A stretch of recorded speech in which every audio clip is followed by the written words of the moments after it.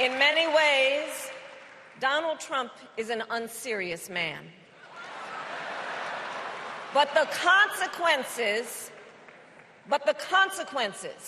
of putting Donald Trump back in the White House are extremely serious.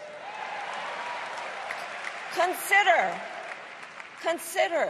not only the chaos and calamity when he was in office, but also the gravity of what has happened since he lost the last election. Donald Trump tried to throw away your votes.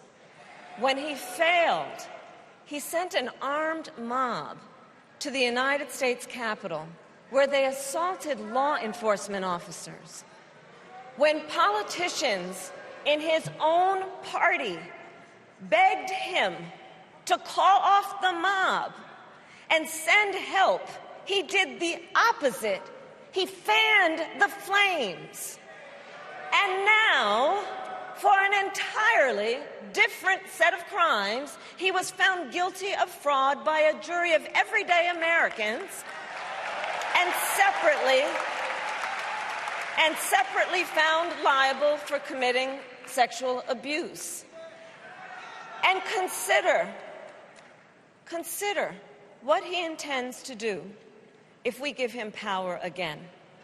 Consider his explicit intent to set free violent extremists who assaulted those law enforcement officers at the Capitol. His explicit intent to jail journalists, political opponents, and anyone he sees as the enemy. His explicit intent to deploy our active duty military against our own citizens.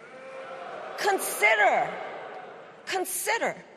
the power he will have, especially after the United States Supreme Court just ruled that he would be immune from criminal prosecution. Just imagine Donald Trump with no guardrails,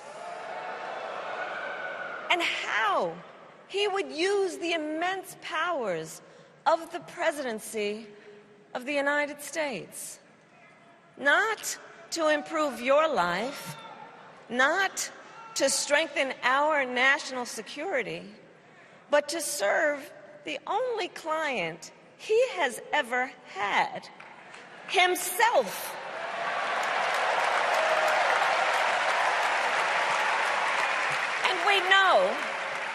And we know what a second Trump term would look like. It's all laid out in Project 2025, written by his closest advisors, and its sum total is to pull our country back to the past.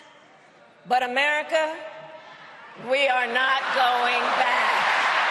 We are not going back. We are not going back. We are not going back to when Donald Trump tried to cut Social Security and Medicare. We are not going back to when he tried to get rid of the Affordable Care Act, when insurance companies could deny people with pre-existing conditions. We are not going to let him eliminate the Department of Education that funds our public schools. We are not going to let him end programs like Head Start that provide preschool and child care for our children. America, we are not going back.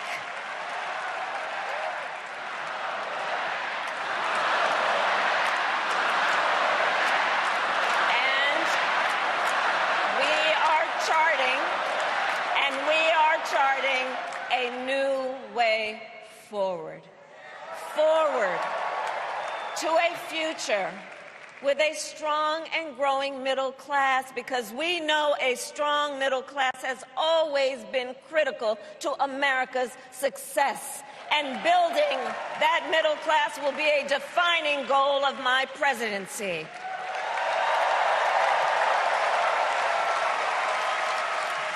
And I'll tell you, this is personal for me.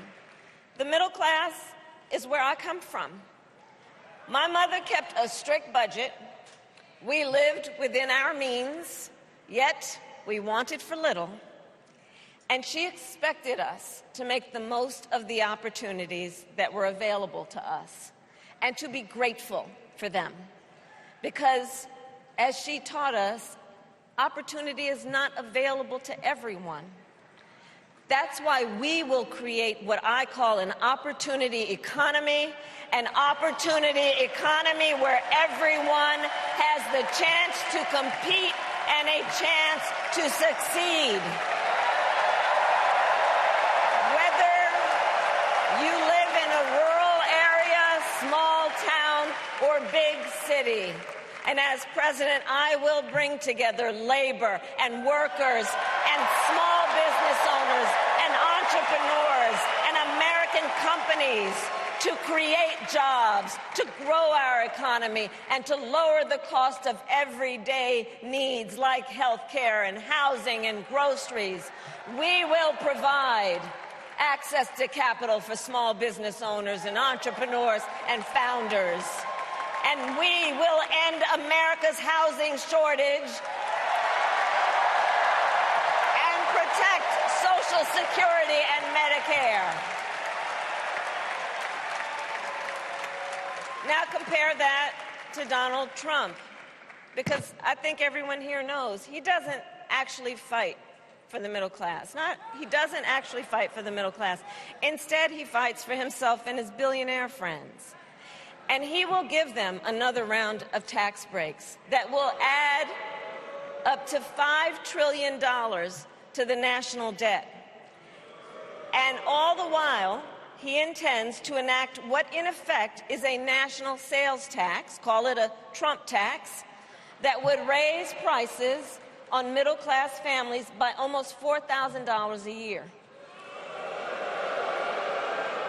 Well, instead of a Trump tax hike, we will pass a middle-class tax cut that will benefit more than